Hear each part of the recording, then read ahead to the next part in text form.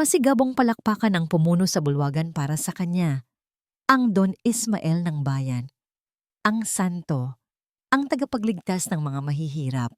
Ngunit sa itaas ng magarang mansyon, malayo sa mga kamera at ngiti ng mga bisita, ang kapatid ko ay nakaluhod sa sahig, duguan ang mga daliri at nanginginig sa takot.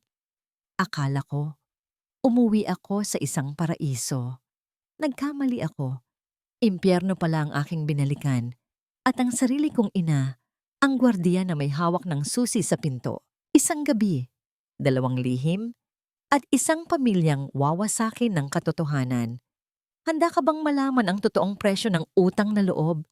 Wala ka talagang silbi. Isang simpleng baso lang ay hindi mo pa mahawakan ng maayos. Ang boses na yon ay matalim, malamig, at punong-puno ng pagkasuklam.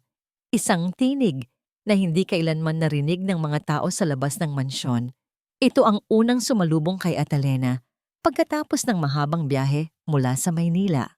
Hindi ang yakap ng kanyang ina, hindi ang masayang bati ng mga katulong, kundi ang kalupitan ng mga salitang yon na tumagos sa makapal na pinto ng kwarto sa itaas. Napatigil si Atalena sa pasilyo. Ang kanyang puso ay biglang bumigat. Tila may kung anong bakal na dumagan dito. Ang hangin sa loob ng bahay ay amoy mamahaling pabango na humalo sa amoy ng lumang kahoy, ngunit sa sandaling iyon, tanging ang bigat ng tensyon ang kanyang nalalanghap. Dahan-dahan niyang itinulak ang pinto na bahagyang nakabukas.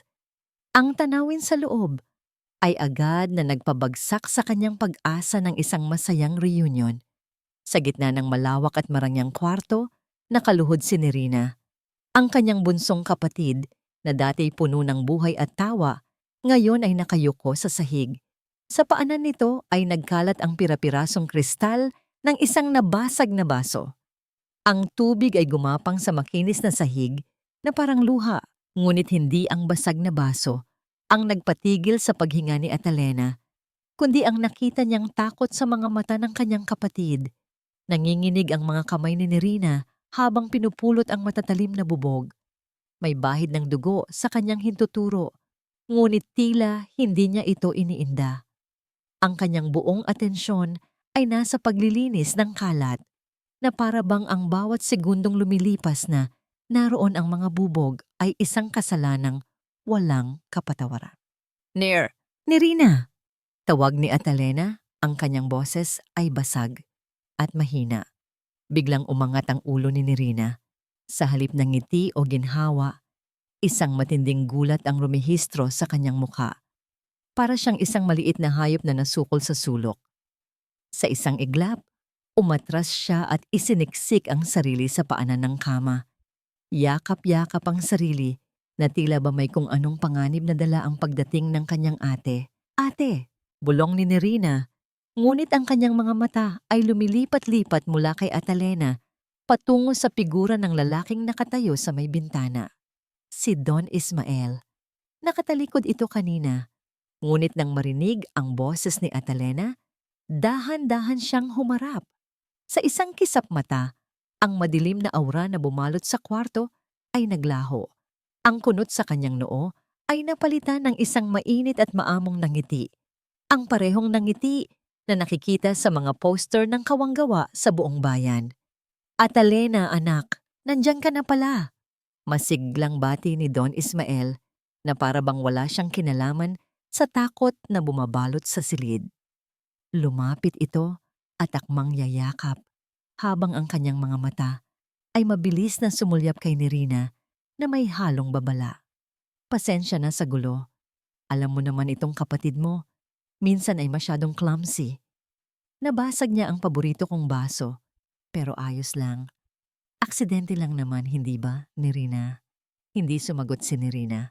Nanatili siyang nakayuko. Ang kanyang mga balikat ay nanginginig pa rin sa pigil na pag-iyak. Nilapitan ni Atalena ang kapatid. Lumuhod siya sa tabi nito, hindi pinapansin ang mga bubog na maaari ring sumugat sa kanya. Nerina, okay ka lang ba? Patingin niya ng kamay mo.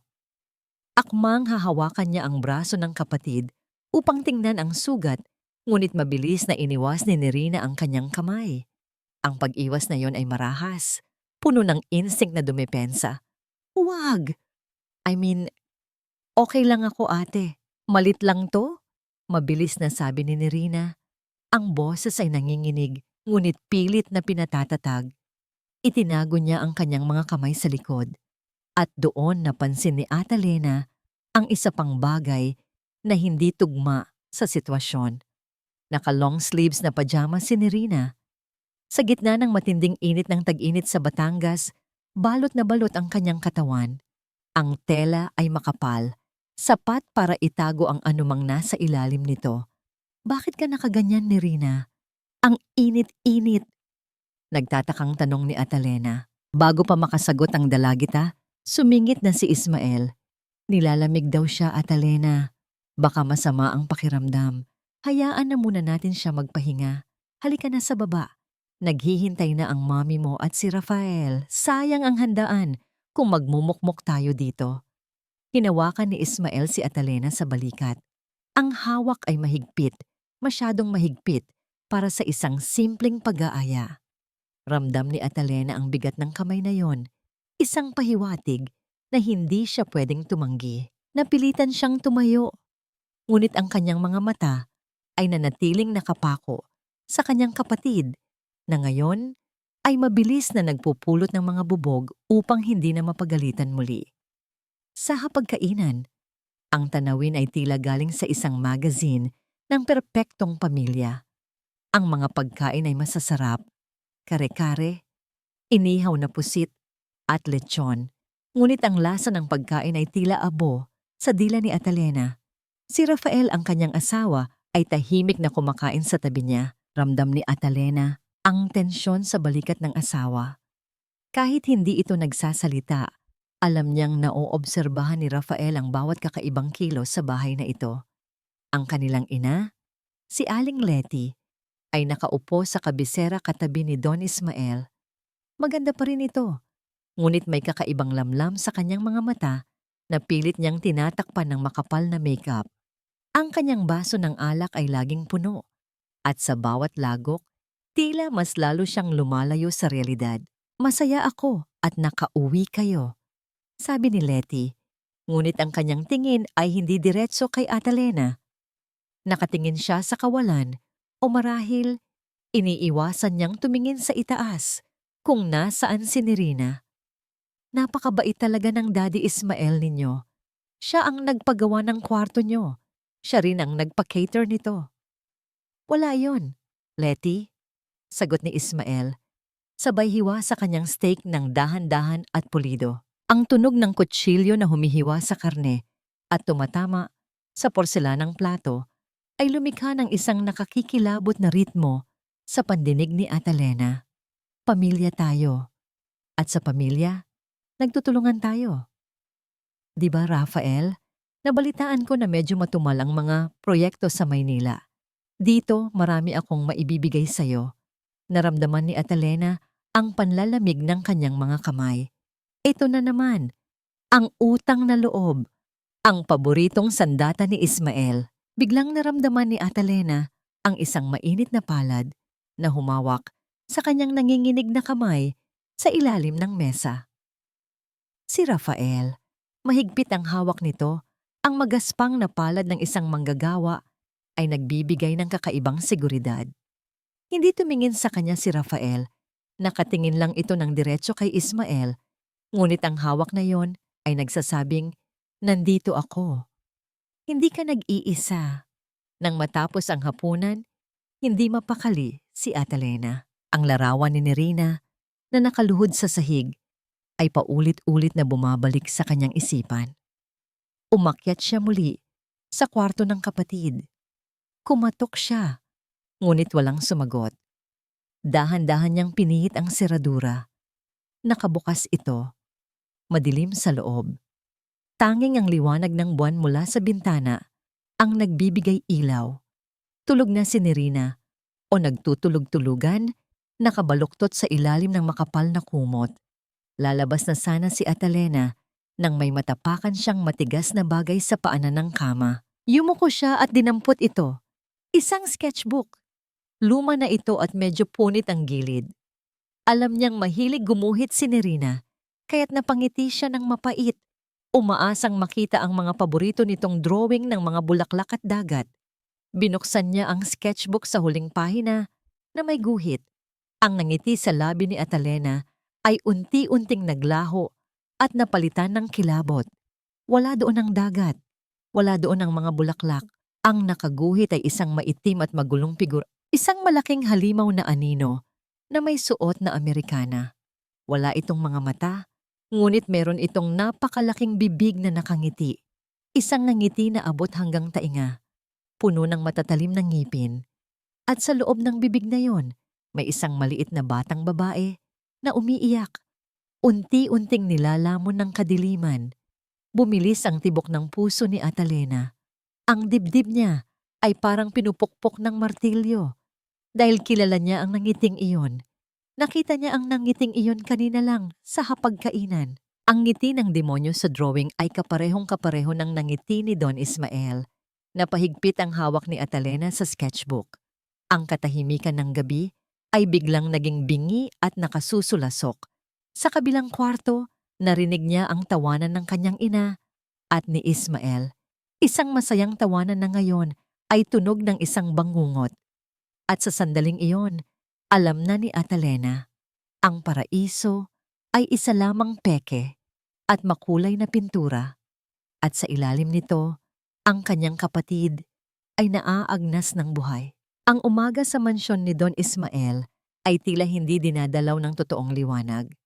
Bagaman mataas na ang sikat ng araw sa labas at tumatagos ito sa mamahaling kurtina, nananatiling malamig ang simoy ng hangin sa loob ng bahay.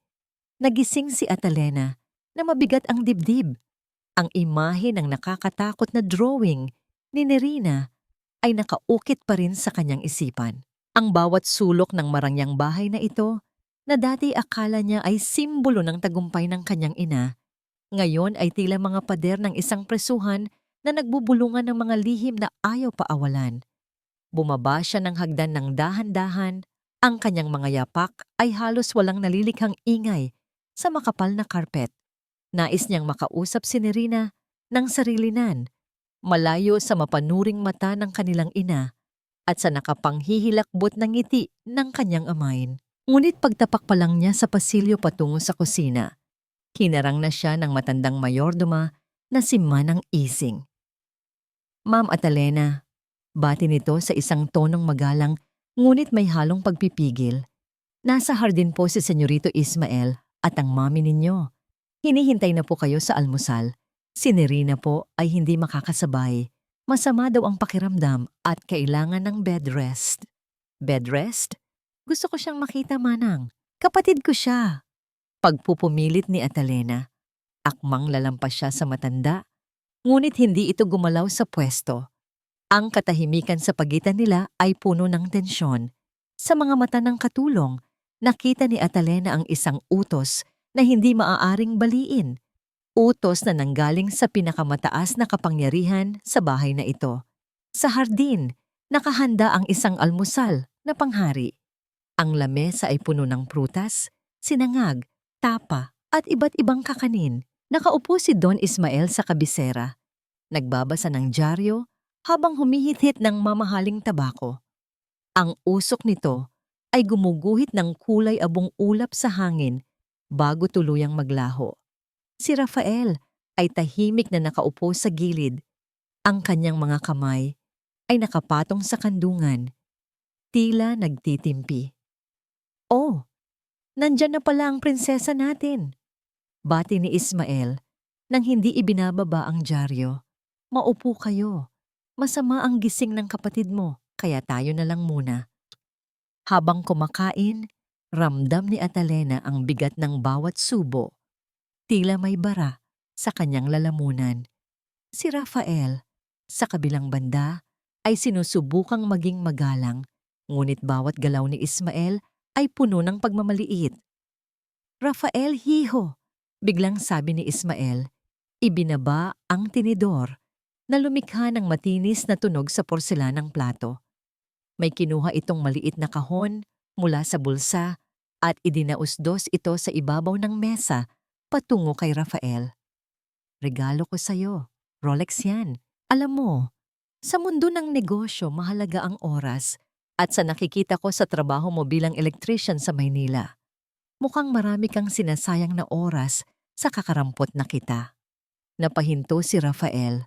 Ang insulto ay nakabalot sa ginto at mamahaling papel. Dahan-dahan niyang kinuha ang kahon, hindi dahil gusto niya, kundi dahil ayaw niyang ipahiya si Atalena sa harap ng pamilya.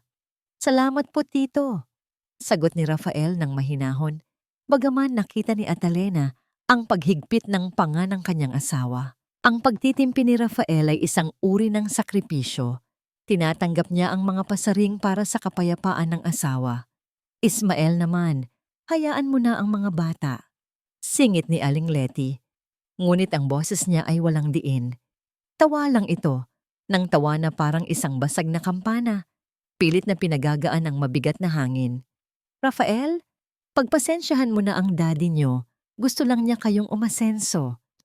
Nang matapos ang almusal, hinila ni Atalena ang kanyang ina sa isang sulok ng hardin. Malayo sa pandinig ng iba, ang mga bulaklak ay namumukadkad sa paligid nila. Isang insulto sa nabubulok na katotohanan na nais niyang hukayin. Mami, kailangan nating pag-usapan si Nerina, bulong ni Atalena. Mariin ang bawat salita. Nakita ko ang mga pasa niya kahapon at yung drawing niya. May mali, Mami. May nangyayari sa bahay na to na hindi niyo sinasabi sa akin. Biglang namutla si Aling Letty. Ang kanyang mga mata ay mabilis na lumibot sa paligid. Tila takot na may makarinig. Hinawakan niya ang braso ni Atalena nang mahigpit. Ano ba, Atalena? Kararating mo lang. Naghahanap ka na ng gulo? Lampa-lampa lang ang kapatid mo. At yung drawing, art yon. Ang hilig mong magbigay ng mali siya. Nakikita mo naman kung gaano kabait si Ismael sa atin, di ba? Binigay niya ang lahat. Ang bahay na to, ang pag-aaral mo, ang gamot ko. Gusto mo bang mawala ang lahat ng to dahil sa mga hinala mo? Napatigil si Atalena. Ang sakit ay hindi nanggaling sa sampal, kundi sa katotohanang mas pinipili ng kanyang ina ang ginhawa kaysa sa kaligtasan ng sariling anak. Ang hiya at takot na bumalik sa hirap ang nagbubulag kay Letty. Mami, anak niyo si Nerina. Hindi siya gamit na pwedeng ipagpalit sa mansyon. Nanginginig na sagot ni Atalena. Bago siya tumalikod, ang luha ay nagbabadyang pumatak ngunit pinigilan niya. Naglakad siya pabalik sa loob ng bahay. Mabigat ang loob. Sa pasilyo patungo sa sala, nakasalubong niya si Nerina. Papunta ito sa kusina para kumuha ng tubig. Nang magkatagpo ang kanilang mga mata, muling nakita ni Atalena ang takot.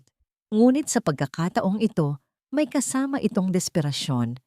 Palapit sana si Atalena, ngunit narinig niya ang mabibigat na hakbang ni Ismael mula sa library. Mabilis na kumilos si Nerina. Sa halip na lumapit sa kanyang ate, lumihis ito patungo kay Rafael na noigaso nag-aayos ng sirang switch sa dingding malapit sa hagdan. Sa isang iglap na tila isang kisap mata lamang, habang kunwari ay natalisod si Nerina, malapit kay Rafael, may inabot itong maliit na papel. Mabilis na sinalo ni Rafael ang braso ng dalagita para hindi ito tuluyang matumba. Ang kanilang mga mata ay nag-usap sa loob ng isang segundo, isang tinginan ng pagmamakaawa at pag-unawa. Ingat ka, Nerina, mahinahong sabi ni Rafael habang mabilis niyang ibinubulsa ang papel sa kanyang pantalon nang walang nakakapansin. Tumakbo paakyat si Nerina pabalik sa kanyang kwarto bago pa man makalapit si Ismael. Nang silipin ni Rafael ang nilalaman ng papel sa isang ligtas na sulok, ang nakaguhit doon ay simple ngunit nakakapangilabot. Isang itim na bilog na punong-puno ng diin at sa gitna ay may munting tuldok ng pula. Ito ang senyas nilang magkakapatid nung bata pa sila. Ang senyas ng matinding panganib. Gabi na nang ipatawag ni Don Ismael si Rafael sa kanyang pribadong opisina. Ang kwartong yon ay amoy alak at lumang libro. Ang hangin ay tila hindi gumagalaw. Nakaupo si Ismael sa kanyang malaking silyang gawa sa katad. Ang muka ay nasa anino ng lampara. Maupo ka, Rafael. utos nito, ang boses ay mababa at makapangyarihan. Napag-isipan ko ang sitwasyon niyo ni Atalena. Sayang ang talento mo sa Maynila. Gusto kitang kunin bilang project manager sa itatayo kong resort dito sa Batangas. Ang sweldo ay 10 beses ng kinikita mo ngayon. May kasama pang bahay at lupa. Tumigil ang mundo ni Rafael. Ang alok ay nakatutokso, lalo na para sa isang lalaking nagnanais na bigyan ng magandang buhay. Buhay ang kanyang asawa. Ngunit tinitigan niya ang mga mata ni Ismael, mga matang walang emosyon, mga matang nagbabantay. Pero, dugtong ni Ismael, at dito na lumabas ang tunay na kulay ng alok. Kailangan ko ng taong tapat, taong marunong sumunod at higit sa lahat, taong marunong magtikom ng bibig kung kinakailangan. Ang pamilya ay dapat protektahan ang reputasyon ng isa't isa, hindi ba? Kung tatanggapin mo ito, Rafael, hawak ko na ang kinabukasan nyo. At kung may maririnig akong hindi maganda galing sa asawa mo, hindi na tinapos ni Ismael ang pangungusap. Ang banta ay nakabitin sa hangin, mas malinaw pa sa anumang sigaw. Iniwan ni Ismael ang kontrata sa mesa, katabi ng isang baril na nakapatong doon bilang palamuti o paalala. Lumabas si Rafael ng kwarto na tila pasan ng mundo. Alam niyang ang pagtanggi ay delikado, ngunit ang pagtanggap ay pagbebenta ng kaluluwa. Ang mga pader ng mansyon ay tila lalong sumikip, handa silang durugin anumang oras. Ang papel na hawak ni Rafael ay tila may bigat ng isang sako ng bigas. Nakatitig siya sa kontrata na nakalatag sa mahogany na mesa. Ang mga letra ay sumasayaw sa kanyang paningin. Ito ang alok na pangarap ng karamihan. Isang posisyon, kapangyarihan, at salapi. Ngunit sa ilalim ng malamlam na ilaw ng opisina ni Don Ismael, alam niyang hindi ito biyaya. Ito ay isang gintong kadena. Huwag kang magpadalos-dalos, Rafael. Ang tinig ni Ismael ay mababa at malumanay. Tila isang amang nagpapayo sa kanyang anak, ngunit ang lamig sa kanyang mga mata ay nagsasabi ng ibang kwento. Humitit ito ng tabako at ibinuga ang usok na dahan-dahang gumapang sa hangin. Nilalamon ang liwanag sa pagitan nila. Isipin mo ang asawa mo. Isipin mo ang Mami Letty niyo. Sino ba ang nagbayad ng chemotherapy niya noong nakaraang taon? Sino ang sumalo sa inyo noong mamatay ang tatay ni Atalena at iwan kayo sa kangkungan? Ang mga salitang yon ay tumagos sa dibdib ni Rafael tulad ng isang punyal. Ang utang na loob. Sa kulturang kinalakihan nila, ito ay isang sagradong tali na hindi pwedeng putulin. Ngunit ngayon, ginagamit ito ni Ismael bilang pang-alipin. Gusto niyang isigaw na hindi nababayaran ng pera ang dignidad, ngunit naisip niya si Atalena. Naisip niya ang takot sa mga mata nito. Kung tatanggi siya ngayon ng padahas, baka hindi lang trabaho ang mawala sa kanila. Dahan-dahang ibinaba ni Rafael ang papel. Ang tunog ng papel na lumapat sa kahoy ay binasag ang katahimikan ng kwarto. Pag-iisipan ko po, Tito, ang tanging nasabi niya, bagaman ang kanyang kamao ay mahigpit, na nakakuyom sa ilalim ng mesa, puti na ang mga buko sa tindi ng pagpipigil. Tumango si Ismael, isang nangiti ng tagumpay ang gumuhit sa kanyang mga labi. Alam niyang nakuha na niya ang kanyang gusto, ang pag-aalinlangan ni Rafael. Kinabukasan, sinubukan ni Atalena na takasan ang bigat ng mansyon sa pamamagitan ng pagpunta sa palengke. Ang ingay ng mga tindera, ang amoy ng sariwang isda at gulay, at ang siksikan ng mga tao ay nagbigay sa kanya ng panandaliang pakiramdam ng normalidad. Gusto niyang ipagluto si Nerina ng sinigang na hipon, ang paborito nito noong bata pa sila, sa pag-asang baka sakaling bumalik ang dating sigla ng kapatid sa pamamagitan ng pamilyar na lasa. Habang namimili ng kamatis, naramdaman niya ang isang tapik sa balikat. Atalena, ikaw na ba yan? Lumingon siya at nakita si Aling Marites, ang tsismosang ngunit mabait na kapitbahay nila noon sa lumang bahay. Agad siyang niyakap nito. Amoy pawis at luyang dilaw. Ngunit damang-dama ni Atalena ang sinseridad. Naku, ang ganda-ganda mo na. Ang swerte talaga ng nanay mo kay Don Ismael, bulalas ni Aling Marite. Aling Marites, habang sinusuri ang ayos ni Atalena mula ulo hanggang paa. Biruin mo, mula sa barong-barong, ngayon ay donya na kayo. Napakabait talaga ng taong yon. Santo kung ituring dito sa bayan. Pilit nang ngumiti si Atalena. Opo, Aling Marites, mabait po siya. Ang mga salitang yon ay mapait sa kanyang dila. Biglang nagbago ang timpla ng mukha ng matanda. Lumapit ito ng kaunti at ibinaba ang boses. Tila ba may itinatagong sekreto ang hangin. Pero, kamusta si Nerina? Balita ko ay hindi na lumalabas ng bahay? Sayang na bata. Naaalala ko tuloy si Lina. Yung dating scholar ni Don Ismael, ganun din. Bigla na lang nawala sa sirkulasyon. Lina? Tanong ni Atalena. Biglang kumabog ang dibdib niya. Sino po si Lina? Bago pa makasagot si Aling Marites, tila natauhan ito. Mabilis na nag-iwas ng tingin ng matanda at nagpanggap na abala sa pagpili ng talong. Wala. Matagal na yon. Sige na, iha. Baka hinihintay ka na sa mansyon. Mahirap na. At mabilis itong naglaho sa dagat ng mga tao. Iniwan si Atalena na may panibagong tinik sa lalamunan. Pag-uwi sa mansyon, dumiretso si Atalena sa kwarto ni Nerina. Dala niya ang mainit na sabaw, ngunit hindi pagkain ang kailangan ng kapatid niya. Naabutan niya itong nakatulala sa bintana. Pinapanood ang pagdidilim ng langit. Ang mga ulap ay nagbabadya ng isang malakas na bagyo. Nerina, malamig na tawag ni Atalena. Halika, suklayan kita. Hindi umimik si Nerina, ngunit sumunod ito ng parang robot. Umupo siya sa harap ng salamin. Kinuha ni Atalena ang suklay at dahan-dahang hinaplos ang mahabang buhok ng kapatid. Noong mga bata pa sila, ito ang kanilang bonding moment. Dati, ang buhok ni Nerina ay makapal at makintab. Ngunit sa bawat hagod ng suklay, nadurog ang puso ni Atalena. Sumasama sa suklay ang kumpol-kumpol na buhok ni Nerina. Ang dating masiglang buhok ngayon ay manipis na at walang buhay, tanda ng matinding stress at trauma na kinikimkim ng katawan.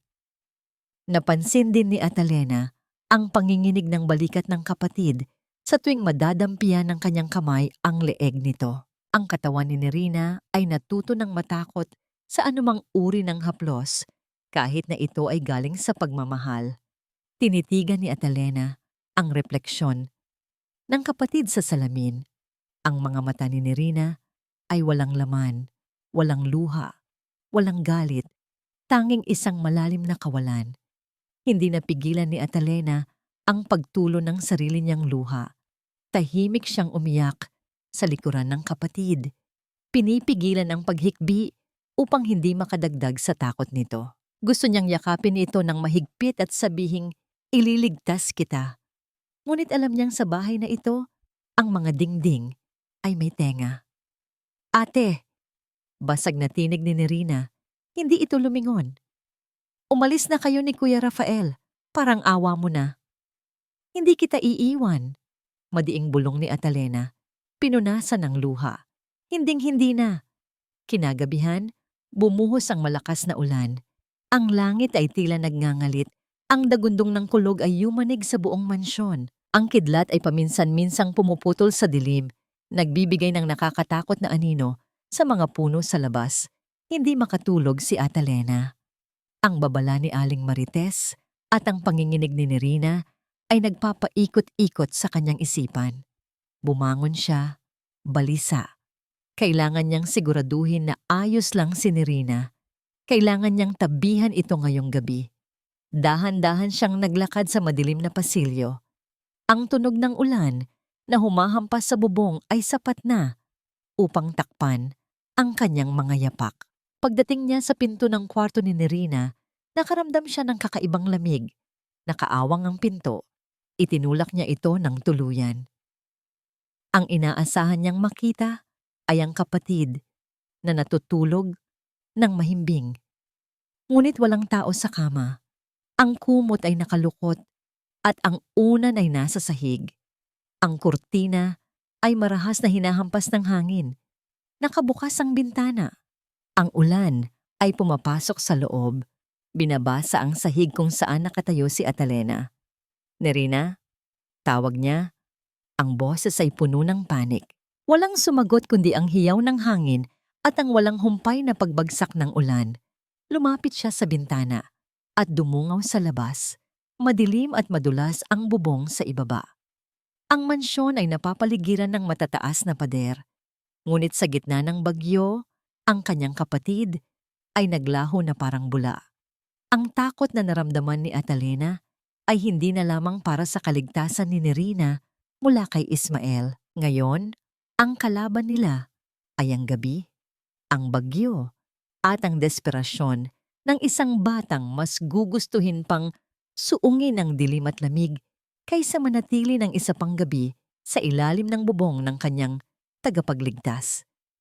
Sa gitna ng ugong ng bagyo, narinig ni Atalena ang sarili niyang puso na nagwawala sa takot, habang ang tubig ulan ay humahalo sa mainit na luhang dumadaloy sa kanyang pisngi. Ang gabi ay tila ayaw magpaawat sa kanyang pagngangalit. Ang ulan ay humahampas sa bintana na parang libu-libong maliliit na bato na nagnanais pumasok at basagin ang katahimikan ng mansyon. Sa loob, ang tensyon ay mas mabigat pa kaysa sa bagyo. Ang marangyang sala na kanina lamang ay puno ng tawanan, ngayon ay naging punong tanggapan ng isang desperadong paghahanap. "Hanapin niyo siya! Halugugin niyo ang buong compound!" Sigaw ni Don Ismael sa mga katulong at hardinero. Ang kanyang boses ay puno ng pag-aalala. Isang perpektong palabas para sa sinumang nakakarinig. Naka-Amerikana pa rin ito, ang muka ay kunot na kunot sa takot para sa kanyang stepdaughter. Ngunit para kay Atalena na nakatayo sa gilid, basang-basa mula sa pagtakbo sa ulan, ang bawat salita ng kanyang amain ay tila lason. Alam niyang hindi kaligtasan ni Nerina ang inaalala nito, kundi ang iskandalo kung sakaling makita ng ibang tao ang kalagayan ng bata. Si Aling Letty ay nakaupo sa sofa, hawak ang kanyang rosaryo, nanginginig ang mga kamay habang bumubulong ng dasal. Hindi siya makatingin kay Atalena. Ang kanyang mga mata ay nakapako sa sahig, tila ba natatakot siyang makita ang katotohanan sa mukha ng kanyang panganay. "Rafael, sumama ka sa akin sa likod, sa lumang bodega," utos ni Atalena. Ang boses ay matatag, kahit na ang kanyang puso ay parang sasabog na sa kaba. Naalala niya bigla ang taguan nilang magkapatid nung mga bata pa sila. Ang lumang imbakan ng mga gamit sa dulo ng hardin. Sinugod ni na Atalena at Rafael ang ulan. Ang hangin ay humihiyaw sa kanilang mga tainga. Tinatangay ang kanilang mga payong, kaya't hinayaan na lamang nilang mabasa sila ng tubig. Ang putik ay kumakapit sa kanilang mga paa. Pilit silang pinababagal, ngunit hindi tumigil si Rafael. Siya ang nauuna. Hinahawi ang matataas na talahib gamit ang kanyang flashlight na naghihingalo na ang liwanag. Nang marating nila ang bodega, ang pinto nito ay bahagyang nakaawang. Ang kalawangin na bisagra ay lumikha ng matinis na tunog nang itulak ito ni Rafael pabukas, isang tunog na humalo sa dagundong ng kulog. "Nerina?" Tawag ni Rafael. Ang boses ay puno ng pag-iingat. Ang loob ng bodega ay amoy amag at lumang kahoy. Ang liwanag ng flashlight ay gumapang sa mga nakatambak na lumang muebles at sirang kagamitan. Sa isang sulok, sa likod ng mga patong-patong na kahon, may nakita silang gumalaw. Isang maliit na bulto ang nakasiksik doon, yakap ang sariling mga tuhod. Si Nerina. Basang-basa ito, ang kanyang manipis na pajama ay dumikit na sa kanyang balat. Nanginginig siya ng sobra, hindi dahil sa lamig, kundi dahil sa takot na bumabalot sa kanyang buong pagkatao. "Nerina, Diyos ko," timbulalas ni Atalena at akmang tatakbo palapit, ngunit pinigil siya ni Rafael. Sandali, mahal. Huwag natin siyang biglain. Bulong ni Rafael. Dahan-dahan itong lumapit, tinanggal ang kanyang jacket at lumuhod sa harap ng dalagita. Ang kilos ni Rafael ay napakabagal. Ipinapakita ang kanyang mga kamay upang ipaalam na wala siyang dalang masama. Nirina, kami ito. Si Kuya Rafael at Ate Atalena. Ligtas ka na. Nang marinig ni Nirina ang boses ng lalaki, bigla itong napahiyaw at sumiksik lalo sa sulok. Huwag! Huwag po! Hindi na ako magsusumbong! Huwag! Tito, huwag po! Ang sigaw na yon ay bumasag sa puso ni Atalena ng pira-piraso. Napahinto si Rafael. Ang sakit ay rumehistro sa kanyang mukha nang mapagtanto niyang napagkamalan siya ni Nirina na si Ismael. Sa dilim, ang anumang anino ng lalaki ay nagiging halimaw sa paningin ng biktima. Si ate to, si ate to. Umiiyak na sabi ni Atalena. Lumapit at niyakap ang nanginginig na kapatid. Noong una ay nanigas si Nirina, ngunit nang maamoy niya ang pamilyar na pabango ng kanyang ate, dahan-dahan siyang kumalma at humagulgol sa balikat nito. Ang bawat hikbi ay malalim, nanggagaling sa kaibuturan ng isang kaluluwang matagal nang pinatahimik. Binuhat ni Rafael si Nirina pabalik sa mansyon. Walang imik si Rafael, ngunit ang higpit ng kanyang panga ay nagpapakita ng nagpupuyos na galit. Ipinasok nila si Nirina sa likod na pinto upang hindi makita ng mga katulong at dumiretso sa kwarto. Habang pinapalitan ni Atalena ng tuyong damit ang kapatid, doon tumambad sa kanya ang ebidensya ng impyerno. Sa ilalim ng basang damit, ang katawan ni Nirina ay tila isang mapa ng pasakit. May mga pasa sa kanyang braso na mukhang mga daliri ng tao na bumaon ng mariin. May mga marka sa kanyang hita na pilit itinatago ng mga hahabang shorts. Ang mga pasang ito ay may iba't ibang kulay. May bago, may luma. Mga markang nagpapatunay na hindi ito isang beses lang nangyari. Ito ay sistematiko. Ito ay matagal na. Habang pinupunasan ni Atalena ang likod ng kapatid, napansin niya ang reaksyon ni Nirina. Sa bawat dampi ng tuwalya, napapapikit ito at napapangiwi. Tila ba ang balat niya ay naging sobrang sensitibo sa anumang uri ng hawak. Ang bata, na dati ay mahilig sa yakap, ngayon ay nandidiri at natatakot sa sarili niyang katawan. Patawarin mo ako, Nirina. Patawarin mo ako kasi wala ako dito. Bulong ni Atalena habang nanginginig ang kanyang mga kamay sa pag-abot ng malinis na t-shirt. Nakatulog si Nirina dahil sa pagod at lagnat. Binantayan siya ni Rafael sa tabi ng kama. Ang mga mata ng lalaki ay hindi umaalis sa pinto. Handang protektahan ang dalagita mula sa sinumang papasok. Tumayo si Atalena. Hawak niya ang basang damit ni Nirina. Ang damit na puno ng putik, amoy ng lumang bodega, at saksi sa pagdurusa ng kapatid niya. Ang galit na kanina pa niya pinipigilan ay sumabog na parang bulkan. Naglakad siya palabas ng kwarto, ang kanyang mga yapak ay mabibigat at puno ng determinasyon. Bumaba siya sa hagdan, patungo sa sala, kung saan naroon pa rin ang kanyang ina. Naabutan niya si Aling Letty na umiinom na naman ng alak, habang si Don Ismael ay may kausap sa telepono sa malayo. Nagpapatawa pa na tila walang nangyari. Lumapit si Atalena sa kanyang ina. Ang kanyang anino ay tumakip sa liwanag ng lampara. "Mami!" tawag ni Atalena. Ang boses niya ay malamig. Mas malamig pa sa ulan sa labas. Nag-angat ng tingin si Letty. Ang kanyang mga mata ay mapungay at takot. Atalena, nakita niyo na ba siya? Diyos ko, ang batang yan talaga. Sakit sa ulo. Yung hindi na pinatapos ni Atalena ang sasabihin ng ina. Buong lakas niyang inihagis ang basang damit ni Nirina sa paanan ni Letty. Ang tela ay lumikha ng basang tunog. Nang tumama ito sa makintab na sahig, nagtalsik ng putik sa mamahaling tsinelas ng kanyang ina. Nagulat si Letty. Napahawak siya sa kanyang dibdib. "Ano ba, Atalena? Bakit ka nang babastos? Bastos? Sarkastikong tawa ni Atalena, ngunit ang luha ay tuloy-tuloy na umaagos sa kanyang pisngi. Ang bastos, Mami, ay yung hayaan mong babuyin ang anak mo kapalit ng mansyon na to. Nakita ko ang mga pasa, Mami. Nakita ko ang takot niya. Huwag mong sabihing hindi mo alam. Natahimik ang buong sala. Maging si Ismael ay napatigil sa pakikipag-usap sa telepono at lumingon sa kanila. Ang hangin ay biglang naging siksik at mahirap hingahan. Tinitigan ni Atalena ang kanyang ina, naghihintay ng kahit anong reaksyon, galit, pag-amin, o pagtatanggol. Ngunit ang nakita niya ay ang pinakamasakit sa lahat. Nag-iwas ng tingin si Letty. Hindi siya nagulat. Hindi siya nagtanong kung anong mga pasa.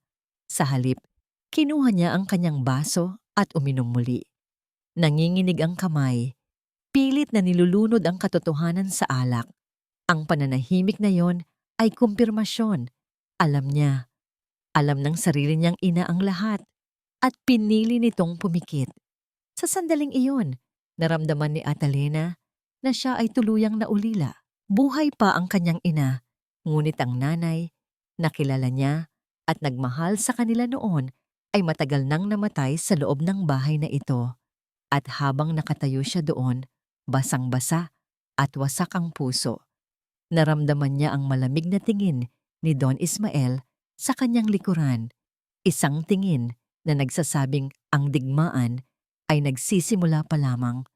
Ang basang damit sa sahig ay tila isang malaking mantsa sa konsensya ng lahat.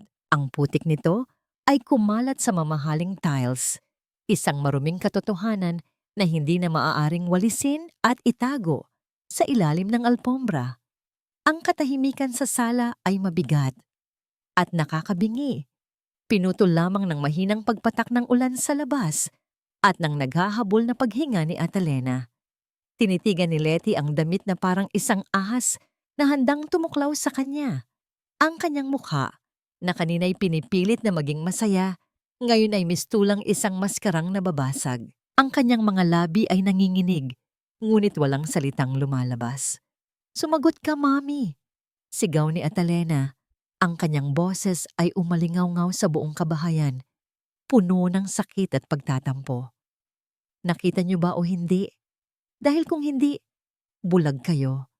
At kung nakita niyo pero nanahimik lang kayo, Diyos ko, Mami, anong klase kayong ina? Dahan-dahang nag-angat ng tingin si Letty. Ang kanyang mga mata ay puno ng luha na hindi dumadaloy. "Atalena, anak, hindi mo naiintindihan." Ang basag niyang tinig ay parang bulong. "Anong gusto mong gawin ko? Itaboy siya? At saan tayo pupulutin? Sa kalsada? Babalik tayo sa pagtitinda ng isda sa palengke? Sa bahay na binabaha tuwing umuulan? Yun ba ang gusto mo para kay Nerina? Para sa akin?" Ang bawat salita ay isang patalim na lalong sumugat sa puso ni Atalena. Hindi galit ang isinagot ng kanyang ina, kundi awa para sa sarili. So mas mahalaga ang buhay na to? Mas mahalaga ang pera niya kaysa sa kaluluwa ng sarili niyong anak? Bago pa makasagot si Letty, ang anino ni Don Ismael ay lumapit sa kanila.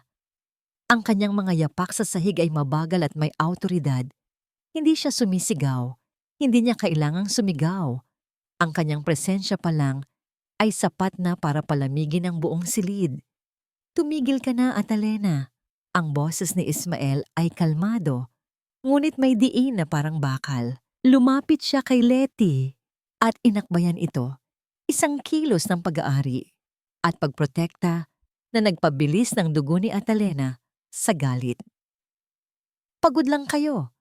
Masyado kang nag-iisip. Si Nerina ay isang teenager, may sariling mundo, nagre-rebelde. Hindi mo ba naisip na baka siya mismo ang may gawa ng mga pasa niya para makuha ang atensyon mo? Ang gaslighting ay perpekto.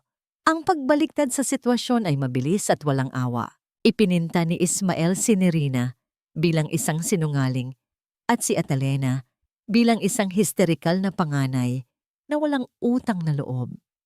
"Hindi kayo naniniwala sa akin?" Hindi makapaniwalang bulong ni Atalena. "Ang pinaniniwalaan ko," sabi ni Ismael, Ang kanyang mga mata ay nanlilisik kahit na ang kanyang mga labi ay nakangiti. Ay ang pasasalamat. Kung hindi dahil sa akin, wala kayo sa bahay na to. Kung hindi dahil sa akin, baka hindi nakapagtapos ng nursing ang isang di hamak na anak ng mangingisda. Ang mga salita ay tumama ng diretso sa pagkatao ni Atalena. Humarap siya sa kanyang ina. Ang kanyang mga mata ay nagmamakaawa, naghahanap ng kahit isang katiting nakakampi. Mami, pakinggan niyo naman ako. Anak niyo kami. Ngunit si Letty ay yumuko lamang. Ang kanyang katawan ay sumandal sa katawan ni Ismael. Tila doon kumukuha ng lakas na wala sa kanya. Ang kanyang pananahimik ay ang pinakamasakit na pagtataksil. Pinili niya ang kanyang tagapagligtas kaysa sa kanyang mga anak na nangangailangan ng tulong. Kung ganyan ang pag-uugali mo sa pamamahay ko, dugtong ni Ismael, at ito na ang huling dagok. Baka mas mabuti kung ikaw at ang asawa mo ay maghanap na ng ibang matutuluyan ngayong gabi. Isang malamig na hangin ang tila dumaan sa likod ni Atalena. Ang banta ay malinaw. Palalayasin sila. Ihihiwalay siya kay Nerina. Sa gitna ng komprontasyon, isang maliit na figura ang lumitaw sa itaas ng hagdanan. Si Nerina. Gising na siya, nakasuot ng maluwag na t-shirt na ibinigay ni Atalena. Namumutla siya, ang kanyang mga mata ay malaki at puno ng takot habang pinapanood ang nagaganap sa ibaba. Nang makita ni Ismael si Nerina, bigla na namang nagbago ang kanyang mukha. Naging isang maamong tupa ang lobo. Nerina anak, bumalik ka na sa kwarto. Huwag mong pakinggan ng ate mo. Nag-aalala lang siya ng sobra. Ngunit hindi kay Ismael nakatingin si Nerina. Nakatingin ito kay Atalena, na ngayon ay nakatayo doon, talunan at nag-iisa. Dahan-dahang bumuka ang bibig ni Nerina. Ang kanyang tinig ay mahina, parang isang dahon na bumabagsak, ngunit umabot ito sa pandinig ng lahat. Ate, bulong niya, umalis na kayo. Umalis na kayo ni Kuya Rafael. Sanay na ako. Ang mga salitang iyon, na puno ng pagsuko at pagpaparaya, ay mas masakit pa sa anumang sampal o sigaw. Iyon ay ang boses ng isang batang matagal nang tumigil sa paghingi ng tulong dahil alam niyang walang darating. Iyon ay ang boses ng isang sakripisyo. Handa siyang maiwan sa impyerno para lang makatakas ang kanyang kapatid. Doon na tuluyang gumuho ang mundo ni Atalena. Walang salitang namutawi sa kanyang bibig. Tinalikuran niya ang kanyang ina at ang demonyong nakayakap dito. Hinila niya si Rafael na kanina patahimik na nakatayo sa gilid. Ang mga kamao ay handa ng sumabog. Mag-impake na tayo. Aalis na tayo. Umakyat sila sa kwarto.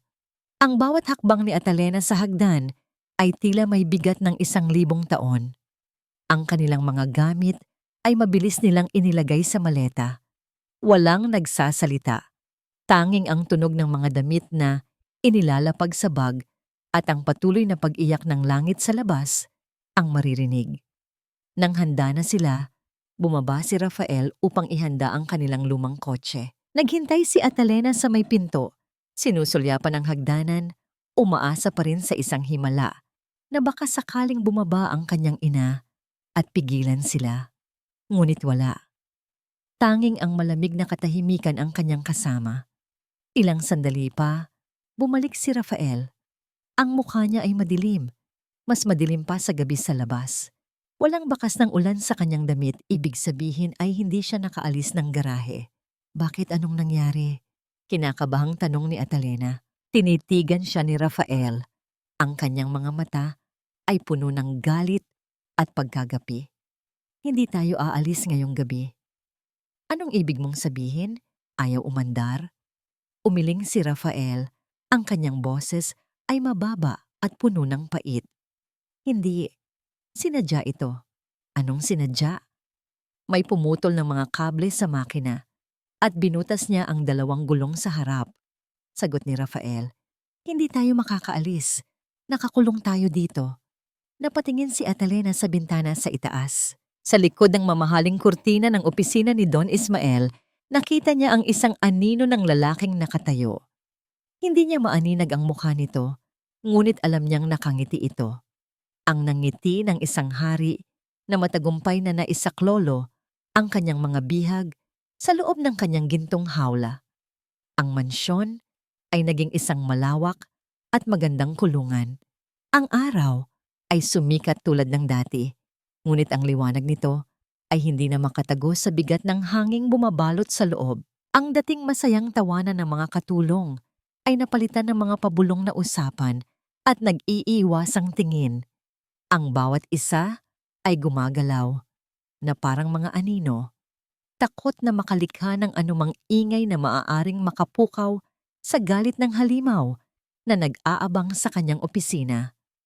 Sinubukan ni Atalena na tawagan ang kanyang pinagtatrabahuhang ospital sa Maynila para magpaalam na hindi siya makakapasok, ngunit ang kanyang cellphone ay walang signal. Ang mga bar ng signal ay nawala, na parang bula. Lumapit siya sa telepono sa sala. Itinaas ang auditibo, ngunit walang tugon. Tanging isang walang katapusang kahungkagan ang kanyang narinig. Napagtanto niya na hindi ito aksidente. Si Don Ismael, isang taong kayang magpatayo ng mga gusali at magpatakbo ng malalaking negosyo, ay tiyak na may kakayahang putulin ang kanilang koneksyon sa labas ng mundo. Ang digmaan ay idinadaan sa katahimikan. Kinaumagahan, walang nakahandang almusal sa malaking lamesa. Ang mga plato ay nanatiling nakatago sa aparador. Bandang tanghali, dahan-dahang kumatok si Manang Ising sa kanilang kwarto. Ang matanda ay hindi makatingin ng diretso kay Atalena. Sa halip, yumuko ito at iniabot ang isang bandehado. Nakalagay doon ang 3 platito ng kaning lamig at isang maliit na platitot ng tuyo. Iyon lang, isang malinaw na mensahe ng pagpaparusa at pagpapahiya. Iyon ang pagkain na kinakain nila noon bago dumating si Ismael sa kanilang buhay. Isang paalala kung saan sila galing at kung saan sila babalik kapag sumuway sila. Tahimik na kinuha ni Atalena ang pagkain. "Salamat po, Manang," sabi niya. At sa kanyang boses, narinig ng matanda ang pasasalamat, hindi ang galit. Isang maliit na kislap ng awa ang dumaan sa mga mata ni Mana ng Ising bago ito mabilis na tumalikod. Sa loob ng kwarto, sinubukan ni Rafael na maging abala. "Kukunin ko lang ang toolbox ko sa garahe," paalam niya. "Baka may magawa ako sa kotse." Ngunit alam ni Atalena na hindi lang yun ang dahilan. Kailangan ni Rafael ng hangin, ng espasyo para makahinga mula sa nakasusukal na bitag na ito. Sa ilalim ng sasakyan, nakita ni Rafael ang kalupitan ng kanilang sitwasyon. Ang mga kable ay hindi basta naputol. Ang hiwa ay malinis, gawa ng isang matalim na pamutol. Ang mga gulong ay hindi basta sumiingaw. May maliliit na butas sa gilid nito. Sinadya at halos hindi makita. Ang bawat pinsala ay kalkulado. Bawat galaw nila ay pinapanood. Bawat pag-asa ay pinapatay bago pa man ito mabuhay. Habang si Rafael ay nasa labas, si Atalena naman ay ginampanan ang kanyang tungkulin bilang isang nurse. Maingat niyang ginamot ang mga galos ni Nerina mula sa pagtakas nito kagabi. Pinaliguan niya ito ng maligamgam na tubig. Habang ginagawa ito, sinamantala niya ang pagkakataon. Kumuha siya ng isang maliit na notebook at panulat. "Nerina, tingnan mo si ate." Malumanay niyang sabi. "Gagamutin natin to, okay? Sabihin mo lang sa akin kung masakit." Itinuro niya ang bawat pasa. "Saan mo nakuha to? Kailan pa yan dyan?" Hindi sumasagot si Nerina, ngunit ang mga mata nito ay tumuturo. Sa bawat tanong ni Atalena, ginuguhit niya ang lokasyon ng pasa sa isang diagram ng katawan sa kanyang notebook. Sinusulat ang kulay nito, lila, berde, o naninilaw na, upang matansya kung gaano na ito katagal. Bawat sulat niya ay isang ebidensya. Bawat pag-aalaga niya ay isang tahimik na pangako ng paghihiganti. Gabi na nang bumalik si Rafael sa kwarto. Ang mukha niya ay pagod at puno ng frustrasyon, ngunit nang makita niya si Atalena at Nerina na magkatabing nakaupo sa kama, isang maliit na ngiti ang sumilay sa kanyang labi. May kinuha siya mula sa kanyang bulsa, isang balot ng skyflakes. "Pasensya na, ito lang ang naitago ko," sabi niya. Kinuha ni Atalena ang biskwit. Ang kaluskos ng plastik na binubuksan ay ang tanging maririnig sa kanilang maliit na mundo. Hinati niya sa tatlo ang isang piraso. Inabot niya ang isa kay Nerina at ang isa kay Rafael. Ang natira ay para sa kanya. Walang nagsasalita habang kinakain nila ang simpleng hapunan. Ngunit sa pagkakataong yon, ang tuyong biskwit ay mas masarap pa kaysa sa lechon na inihain sa kanila nung unang gabi. Dahil ang pagkaing ito ay ibinahagi sa pagmamahal, hindi sa pagkontrol. Dahil sa loob ng kwartong yon, sila ay isang tunay na pamilya na nagdadamayan. Isang munting isla ng pag-asa sa gitna ng isang dagat ng kasamaan. Sa unang pagkakataon, sa loob ng maraming araw, nakita ni Atalena ang isang anino ng nangiti sa mga labi ni Nerina. Kinabukasan, habang naglalakad si Rafael sa pasilyo, nakasalubong niya si Manang Ising na nagwawalis. Sinadya nitong ihulog ang kanyang panyo. "Ay nako," sabi ng matanda. Yumuko si Rafael upang pulutin ito. At nang iabot niya pabalik, naramdaman niya ang isang matigas at malamig na bagay sa loob ng tela, isang susi. Nagtama ang kanilang mga mata sa loob lamang ng isang segundo. Ang mga mata ng matanda ay puno ng takot, ngunit may halong pagtulong. Mabilis nitong kinuha ang panyo at nagpatuloy sa pagwawalis na parang walang nangyari. Mahigpit na hinawakan ni Rafael ang susi. Sa loob ng kanyang bulsa, isang susi. Ngunit para saan? Sa likod na pinto? Sa gate? O sa isang kwartong hindi pa nila nakikita? Ang maliit na piraso ng bakal na yon ay isang sinag ng liwanag sa kanilang madilim na sitwasyon. Ngunit ang liwanag na yon ay mabilis na tinakpan ng isang mas malaking anino. Kinagabihan, habang sila ay nasa loob ng kwarto, may kumatok sa pinto. Si Don Ismael. Nakatayo ito roon, bihis na bihis. Ang kanyang ngiti ay kasing lapad ng dati, ngunit mas nakakakilabot. "May maganda akong balita," anunsyo niya, na para bang isang mapagmahal na ama. Hindi umimik sina Atalena at Rafael. Hinawakan ni Atalena ang kamay ni Nerina na nagsimula na namang manginig. "Napag-isipan ko na ang kalagayan ni Nerina," patuloy ni Ismael. Ang kanyang mga mata ay nakatuon sa dalagita. Malinaw na kailangan niya ng tulong na hindi natin maibibigay dito. Kaya nakausap ko na ang mga kaibigan ko sa Maynila. Nag-enroll na ako para sa kanya. "Saan?" tanong ni Atalena. Ang kanyang boses ay halos hindi marinig. Ngumiti si Ismael.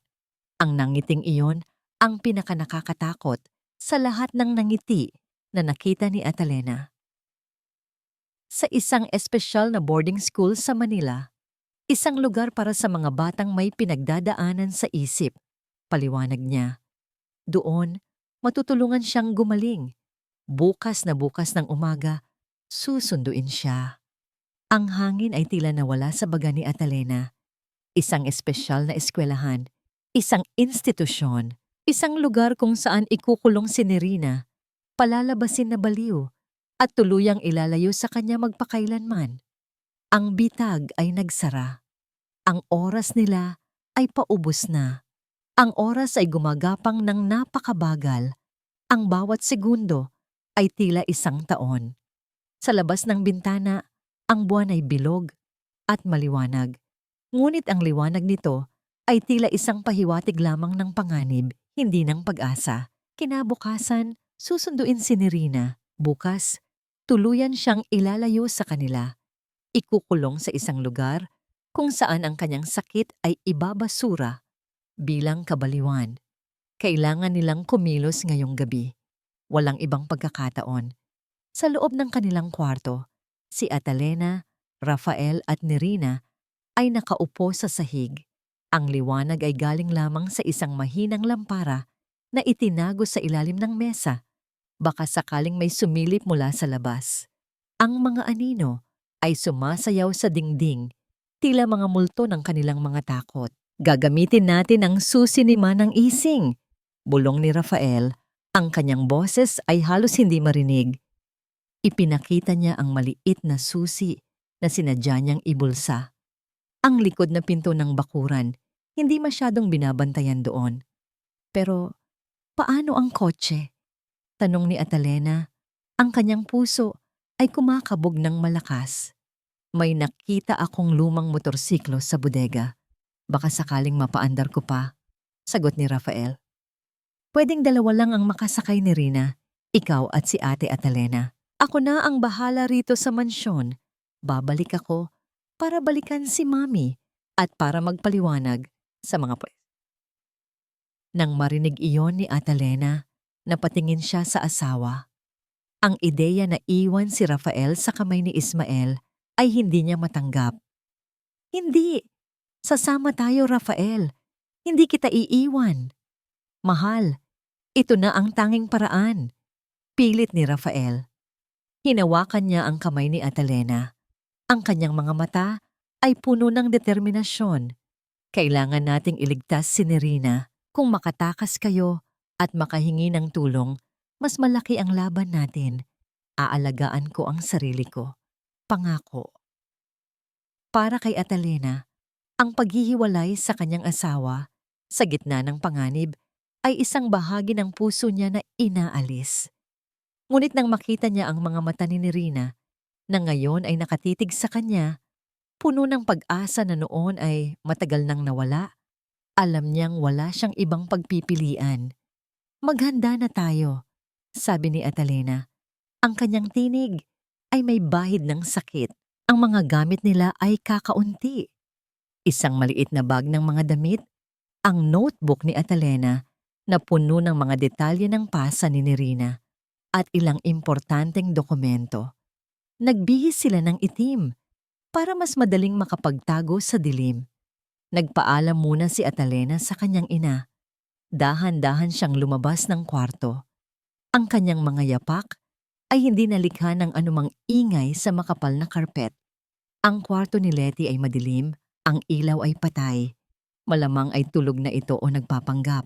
Lumapit si Atalena sa kama. Ang kanyang ina ay mahimbing na natutulog. Ang kanyang bibig ay bahagyang nakabukas. Ang alak ang naging kanlungan nito mula sa realidad. Sa sandaling iyon, ang galit ni Atalena ay napalitan ng isang malalim na kalungkutan. Isang ina na mas pinili ang kadiliman kaysa sa kanyang mga anak. Mami, bulong ni Atalena. Ang kanyang boses ay basag. Lumuhod siya sa tabi ng kama. Hinaplos niya ang buhok ng ina, isang haplos ng pamamaalam na puno ng pagmamahal na ayaw pa ring mamatay. Patawarin mo ako, Mami. Mahal na mahal kita, pero hindi ko kayang maging ikaw. Hindi ko kayang pumikit. Hinalikan niya ang noo ng ina. Ang labi niya ay nanatili doon ng matagal, para bang gusto niyang ipasa ang lahat ng pagmamahal at pagpapatawad sa isang halik. Con tha thứ cho mẹ, nhưng con không thể giống mẹ. Con tha thứ cho mẹ, nhưng con không thể giống mẹ. Mo. Hindi na nagising si Letty. Bumalik si Atalena sa kwarto. Sumenya si Rafael. Tara na. Pinangunahan ni Rafael ang daan. Ang maliit na susi ay nagbukas ng isang kalawangin na pinto sa likod ng bahay. Isang pinto na nakaharap sa isang makapal na bakuran na bihira dumaan ang mga tao. Ang hangin ay malamig at puno ng amoy ng lupa at lumang dahon. Ang buwan ay nakatago na sa likod ng mga ulap, nagbibigay ng perpektong dilim para sa kanilang pagtakas. Nerina, bulong ni Atalena, kailangan nating lumabas. Ngunit nanigas si Nerina. Ang kanyang mga paa ay tila nakadikit sa sahig. Ang kanyang mga mata ay malaki at puno ng matinding takot. Ang takot na lumabas sa bahay na yon ay mas malaki pa kaysa sa takot na manatili. Hindi ko kaya, ate. Hindi ko kaya. Ang kanyang mga labi ay nanginginig. Halos hindi makabuo ng salita. Nerina, kailangan natin. Para sa'yo to. Pilit ni Atalena. Hinawakan niya ang kamay ng kapatid. Ngunit ang katawan ni Nerina ay tila bakal na ayaw gumalaw. Ang bawat anino sa bakuran ay nagiging isang halimaw sa isipan ng dalagita. Walang pagpipilian si Rafael. Lumapit siya kay Nerina, lumuhod, at dahan-dahang binuhat ang dalagita sa kanyang likod. Ang katawan ni Nerina ay manipis at gaan, ngunit ang bigat ng kanyang trauma ay napakalaki. Hawak ka ni Kuya Nerina. Ligtas ka. Malumanay na sabi ni Rafael. Sinundan nila ang makitid na daanan sa likod ng bakuran, lumalayo sa mansyon. Ang tunog ng kanilang mga yapak sa basang lupa ay ang tanging maririnig, kasama ng kanilang naghahabol na paghinga. Ang bawat dahon na gumagalaw sa hangin ay tila isang mata na nagmamasid sa kanila. Malapit na sila sa dulo ng bakuran, kung saan matatagpuan ang lumang bodega at ang posibleng motorsiklo. Ang pag-asa ay tila isang maliit na kislap na sumilay sa dilim, ngunit ang liwanag na yon ay agad na napalitan ng nakakabulag na sinag. Mula sa kabilang dulo ng bakuran, kung saan nakaparada ang mamahaling kotse ni Don Ismael, biglang sumindi ang mga headlight. Ang malakas na ilaw ay tumama ng diretso sa kanila, hinahayaan ang kanilang mga anino na humaba at matatakpan ang buong bakuran. Napatigil sila. Sa likod ng mga headlight, isang pamilyar na figura ang lumitaw. Nakatayo si Don Ismael doon. Ang kanyang katawan ay tila nakabalot sa dilim, ngunit ang kanyang mukha ay nakangiti. Isang nangiting malamig, matamis, at nakakakilabot. Saan kayo pupunta nang hindi nagpapaalam sa akin? Ang mga salitang iyon ay tila mga yelo na bumagsak sa kanilang mga puso. Ang bitag ay hindi lamang sa loob ng bahay. Ang buong lupain ay isang malaking kulungan, at ang kanilang nag-iisang pag-asa na makatakas ay biglang naglaho sa gitna ng nakakabulag na liwanag at ng nakakatakot na ngiti ng demonyo. Ang mga headlight ng kotse ni Don Ismael ay lumikha ng isang nakakasilaw na pader ng liwanag. Sa gitna ng dilim ng gabi at ng ulan, na ngayon ay tila humina na, ngunit nananatili pa ring malamig. Ang kanyang nangiti ay parang isang matalim na balaraw na tumusok sa kanilang mga puso. Ang pag-asa na makatakas ay biglang naging abo. Saan nga kayo pupunta? Tanong ni Ismael. Ang kanyang boses ay kalmado pa rin, puno ng pagmamanipula, ngunit may nakatagong pagbabanta. Lumapit siya, ang kanyang mga yapak ay hindi nalilikha ng anumang ingay sa basa na lupa. O baka naman, kinidnap niyo ang aking menor de edad na anak? Alam niyo, pwedeng-pwede kong tawagin ang mga pulis. At sa estado ng pinsan mo, Rafael, ang pagtanggi mo sa trabaho ko. Tingin mo, sino ang paniniwalaan nila? Kinabahan si Atalena. Alam niyang kaya ni Ismael. Sa kanyang pera at impluensya, madali niyang mababaliktad ang kwento. Palalabasin niya na sila ang masama. Sila ang nagpapahirap kay Nerina. Ngunit si Rafael ay nanatiling matatag. Bumaba siya ng dahan-dahan mula sa pagkakabuhat kay Nerina. Maingat niyang ibinaba ang dalagita sa likod niya, inilagay sa pagitan niya at ni Atalena. Tila isang panangga laban sa anumang sasapitin. Ang kanyang mga kamay ay nakakuyom. Ang bawat ugat sa kanyang braso ay nagpapakita ng nagpupuyos na galit. Huwag niyong saktan si Nerina, madiing sabi ni Rafael. Ang kanyang boses ay mababa, ngunit puno ng kapangyarihan. Ito ang unang pagkakataon na nakita ni Atalena na si Rafael ay nagpakita ng ganitong klaseng tapang. Tapang na walang takot sa kamatayan. Ngumisi si Ismael. Ikaw pa ang magmamando sa akin? Huling-huli na kayo, Rafael. Ilang sandali na lang. Darating ang mga tauhan ko at kukunin si Nerina. At kayong dalawa, malaki ang magiging problema nyo sa batas. Ngayon, ibigay nyo sa akin ang dalagita. At baka sakaling maging mabait pa ako at hindi ko kayo ipakulong. Akmang susugod si Ismael upang agawin si Nerina. Sa kanyang mga mata, nakita ni Atalena ang kagustuhang kontrolin at saktan. Huwag! Huwag niyo po akong saktan. Huwag po! Ang sigaw ni Nerina ay bumasag sa tahimik na gabi. Isang hiyaw ng purong takot na nanggaling sa kaibuturan ng kanyang kaluluwa. Ang kanyang katawan ay nanginginig ng husto. Napahigpit siya sa pagkapit sa braso ni Atalena. Ang kanyang mga kuko ay bumaon sa balat ng ate niya. At sa sandaling iyon, sa gitna ng nakakasilaw na ilaw at ng hiyaw ng takot, may isang figura ang lumabas mula sa anino ng mansyon. Hindi agad nakita ni Atalena kung sino ito. Nakasuot ng balabal na kumot, ang figura ay dahan-dahang lumapit. May hawak itong matigas at mahabang bagay. Si Aling Letty, ang kanyang ina. Pero hindi na siya ang ina na nakita ni Atalena kanina. Ang ina na lasing at natutulog. Ang ina na pinili ang takot kaysa sa pagmamahal. Ang kanyang mga mata ay malinaw, puno ng luha, ngunit may kakaibang determinasyon na ngayon lang nakita ni Atalena. Ang kanyang buhok ay gulo-gulo, ang kanyang mukha ay maputla, ngunit ang kanyang tindig ay matatag. Umalis ka, Ismael! Mahina ngunit madiing sabi ni Letty. Ang kanyang tinig ay nanginginig, ngunit may bigat ng isang bagong pasya. Ang hawak niya ay isang lumang baseball bat na matagal nang nakatago sa bodega. Isang bat na marahil ay ginamit ni Rafael sa pagpapractice. Nagulat si Ismael. Ang kanyang perpektong pagganap ay nasira. Letty, anong ginagawa mo? Umalis ka dyan. Baliw ka na ba? Ako? Ang baliw? Sabi ni Letty. At sa pagkakataong ito, tumaas ang kanyang boses. Ako ang baliw, dahil sa tagal kong pinaniwalaan ang kasinungalingan mo.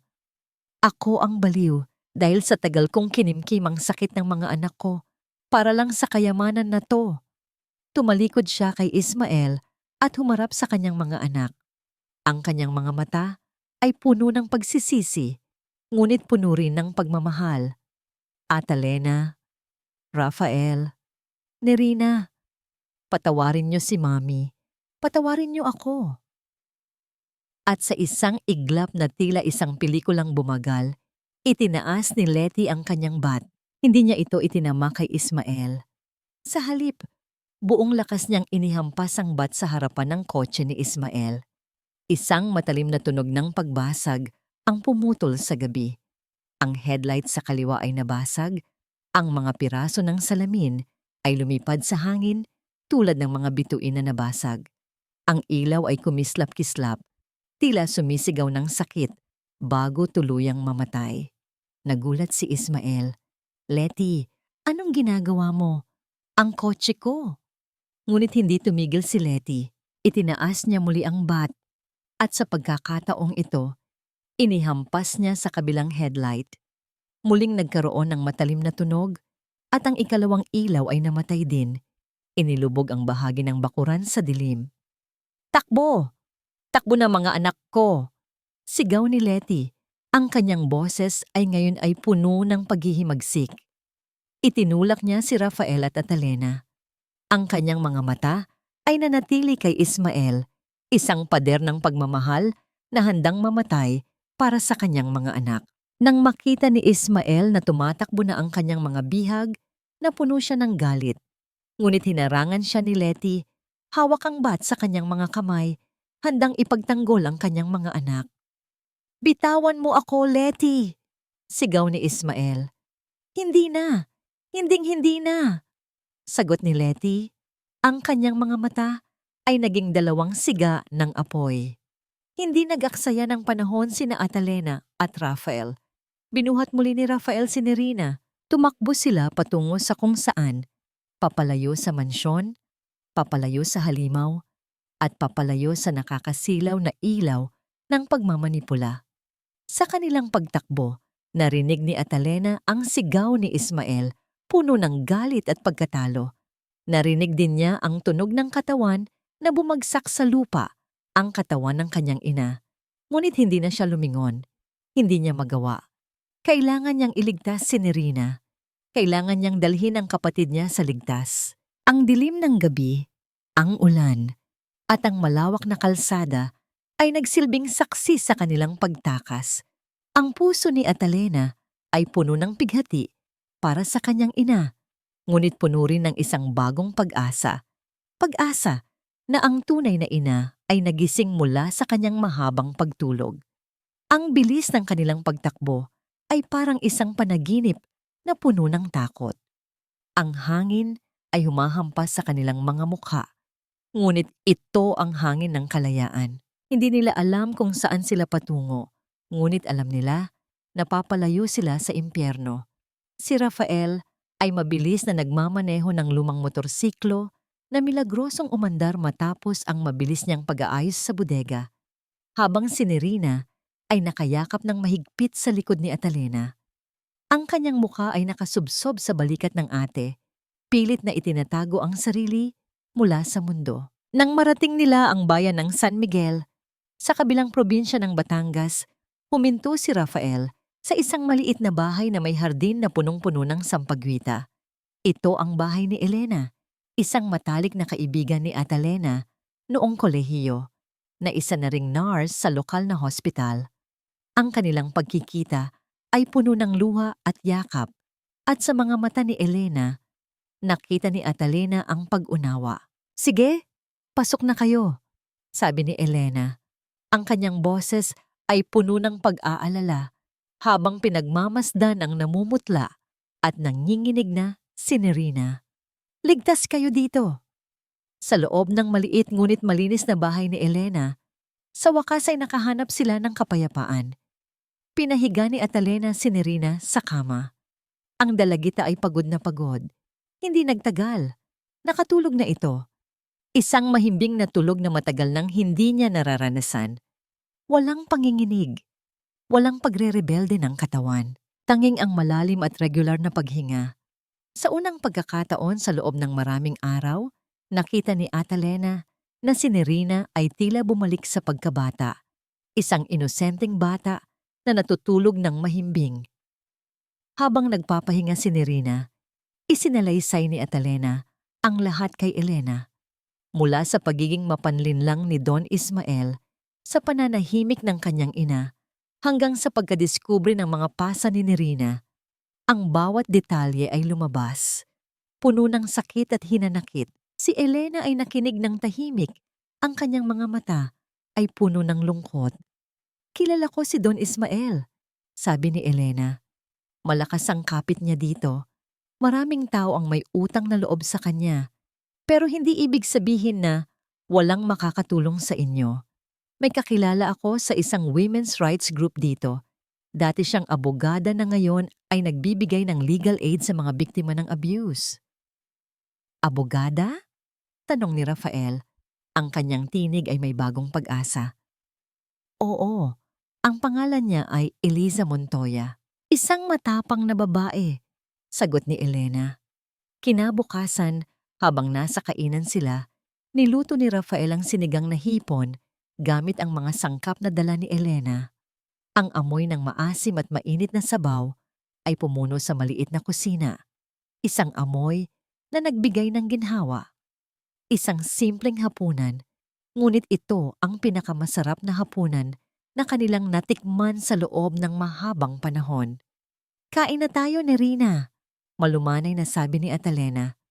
Lumabas si Nerina mula sa kwarto. Ang kanyang mga mata ay tila mas maliwanag na. Hindi na siya nakasuot ng makapal na pajama, kundi isang simpleng t-shirt at shorts. Umupo siya sa tabi ni Atalena. Sa unang pagkakataon, nakita ni Atalena ang isang mahinang ngiti sa mga labi ng kanyang kapatid. "Salamat, Kuya Rafael," sabi ni Nerina. Ang kanyang boses ay mahina, ngunit may sinseridad. Ngumiti si Rafael. "Wala yon, bunso. Basta, kakain ka ng marami para lumakas ka." Habang kumakain sila, tiningnan ni Atalena ang cellphone ni Elena. Nakalatag doon ang balita. Ang mukha ni Don Ismael ay nakangiti sa telebisyon. Ipinapakita niya ang kanyang pag-aalala para sa kanyang nawalang asawa at anak. Ibinabalita niya na kinidnap daw sila. Ang kanyang mga salita ay puno ng pagmamakaawa sa publiko na tulungan siyang makita ang kanyang mahal sa buhay. "Look at him," sabi ni Atalena. Ang kanyang tinig ay puno ng galit. "He's putting on a show. Still the perfect Don Ismael. Hayaan mo siya," sabi ni Rafael. Darating din ang panahon na malalaman ng lahat ang totoo. Ngayon, ang mahalaga ay nakaligtas tayo.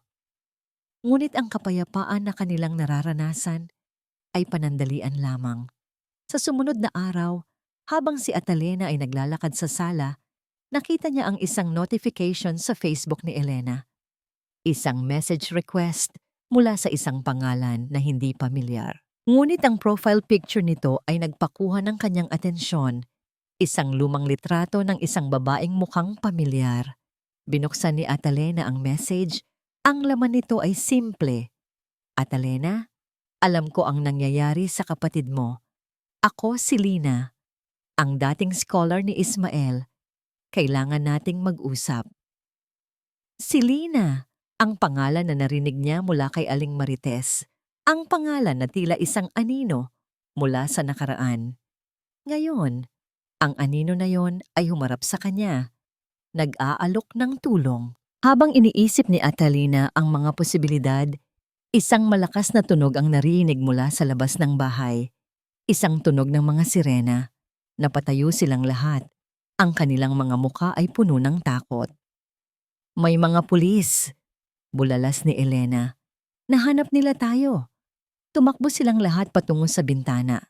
Sa labas, nakaparada ang dalawang sasakyan ng pulis. Ang mga ilaw nito ay umiilaw sa paligid. Ang mga pulis ay pababa na. Ang kanilang mga uniforme ay lumikha ng isang pader ng awtoridad na tila walang makakatalo. Dumating si Ismael. Hindi siya nakasakay sa kotse na nasiraan ng headlight. Nakasakay siya sa isang bagong SUV. Ang kanyang mukha ay puno ng pag-aalala at kagalakan habang itinaturo ang bahay ni Elena sa mga pulis. Ang kanyang mga mata ay nagtagpo kay Atalena sa bintana. At sa pagkakataong ito, walang bahid ng pagmamaniwala o pagtatago. Tanging isang matamis na ngiti ng tagumpay. Ang kanlungan nila ay natuklasan.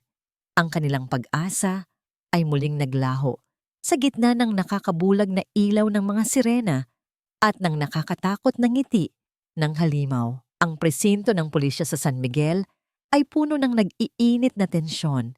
Ang amoy ng kape at lumang papel ay humalo sa amoy ng takot at pag-asa. Sa gitna ng lahat, nakaupo si Don Ismael sa isang upuan. Ang kanyang mukha ay puno ng pag-aalala at pagkabahala. Ang kanyang mga mata ay paminsan-minsang lumuluha habang isinasalaysay niya sa hepe ng pulisya ang pagdukot sa kanyang asawa at stepdaughter. Perpekto ang kanyang pagganap, tila isang ulirang ama na naghahanap ng katarungan. Sa kabilang banda, nakaupo si Atalena, Rafael at Nerina sa isang sulok. Ang kanilang mga damit ay basang-basa pa sa ulan. Ang kanilang mga mata ay namumula sa pagod. Ngunit ang kanilang mga puso ay puno ng matinding galit sa pagpapanggap ni Ismael. Nasa tabi nila si Elena, ang kanyang kaibigan, na pinipilit na magbigay ng lakas. "Sinabi ko na nga sa inyo, sir, kinidnap po ang asawa't anak ko. Wala silang dahilan para tumakas. Nabibigay ko ang lahat sa kanila." Sumbat ni Ismael. At sa kanyang tingin kay Atalena, may bahid ng pananakot. Baka naman may iba silang dahilan. May ibang lalaki. Hindi ko na lang sana sabihin pero, "Stop it! Tama na!" Sigaw ni Atalena. Hindi na niya mapigilan ang kanyang galit. "Wala kang karapatang baliktarin ang kwento. Ikaw ang halimaw." Nakatayo si Elena sa tabi ni Atalena. "Sir, may pruweba po kami. May mga testigo." "Pruweba? Ano?" Nagtatanong na sabi ni Ismael. Ang kanyang nangiti ay malawak. "Gawa-gawa lang yan. Nagpapapansin lang ang bata. At ikaw, Atalena, matagal mo na akong kinasusuklaman, di ba? Inggit ka sa yaman namin. Gusto mo lang sirain ang pamilya ko." Ang mga pulis ay nagtinginan. Tila nalilito kung sino ang paniniwalaan. Malakas ang impluensya ni Ismael sa komunidad. Biglang tumayo si Nerina. Dahan-dahan siyang lumapit sa gitna ng silid kung saan nakaupo si Ismael at ang hepe.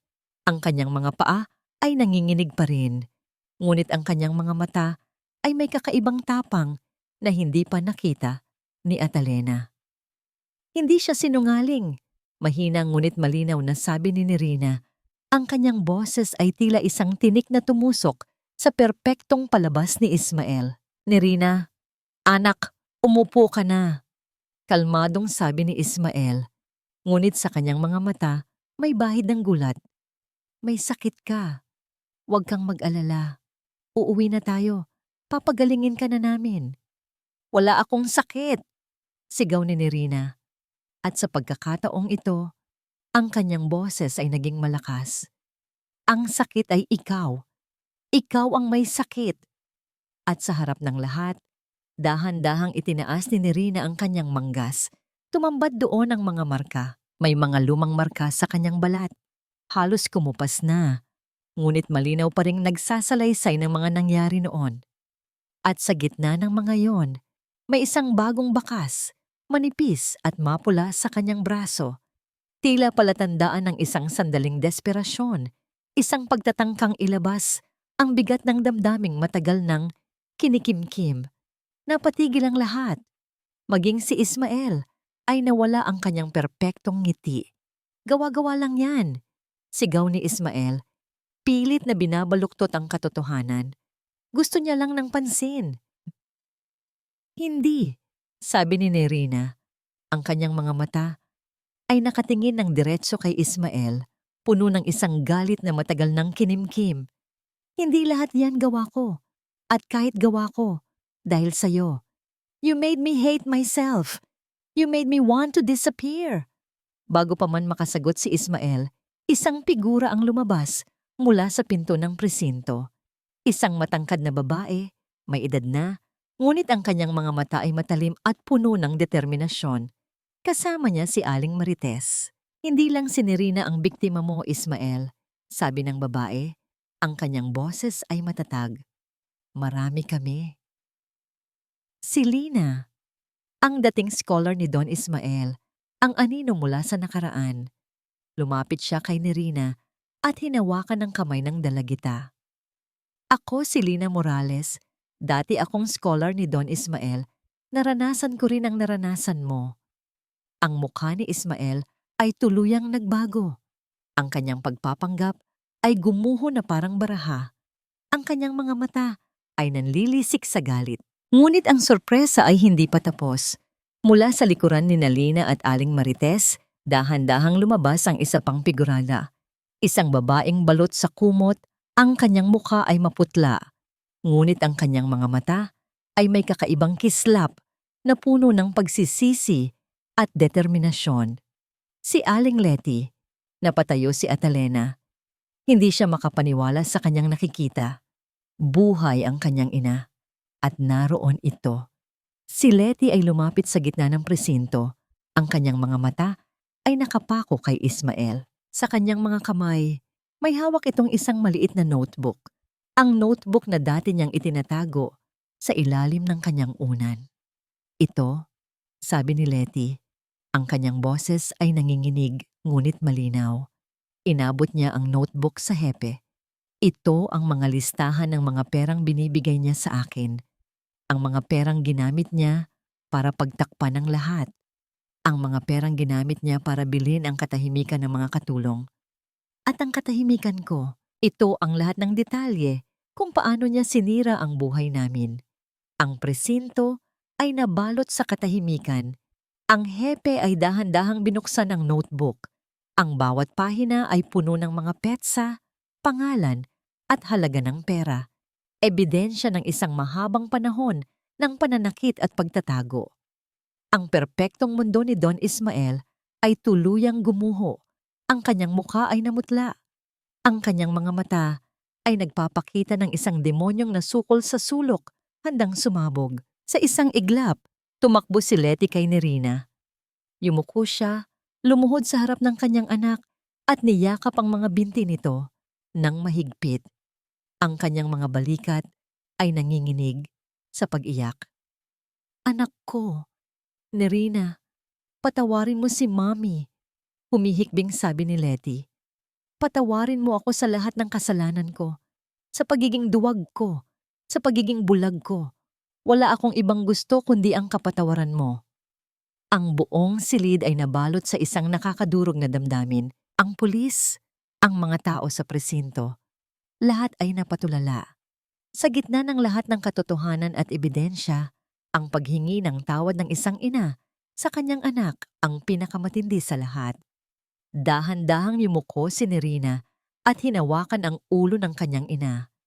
Ang kanyang mga kamay ay gumapang sa buhok ng ina, isang haplos na puno ng pagmamahal. Mommy, bulong ni Nerina.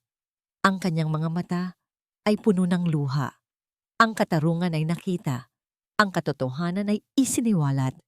Nilapitan ng hepe ang Don Ismael. Don Ismael, you are under arrest. Dahan-dahang tumayo si Ismael. Ang kanyang mga mata ay nananatiling nakatingin kay Atalena, puno ng isang galit na hindi kayang sabihin ng mga salita. Ang kanyang mga kamay ay ipinosisyon sa likod ng kanyang likod. Nang ilagay ng pulis ang posas sa kanyang mga pulso, lumikha ito ng matalim na tunog na umalingaw-ngaw sa buong presinto. Ngunit sa halip na magpakita ng pagkatalo, ngumiti si Ismael. Ang kanyang nangiti ay hindi na perpekto. Ang kanyang mukha ay naging baluktot, puno ng isang galit na puno ng puot. Ngumiti siya kay Atalena, isang ngiting puno ng babala. Hindi pa tapos ang laban, Atalena. Babalik ako. Hindi mo ako kayang talunin. Ang mga salitang iyon ay tila isang malamig na simoy ng hangin na dumaan sa likod ni Atalena. Alam niyang hindi pa tapos ang lahat. Ngunit sa sandaling iyon, habang nakikita niya ang kanyang ina na nakayakap kay Nerina at si Rafael na nakatayo sa tabi niya, alam niyang hindi na sila nag-iisa.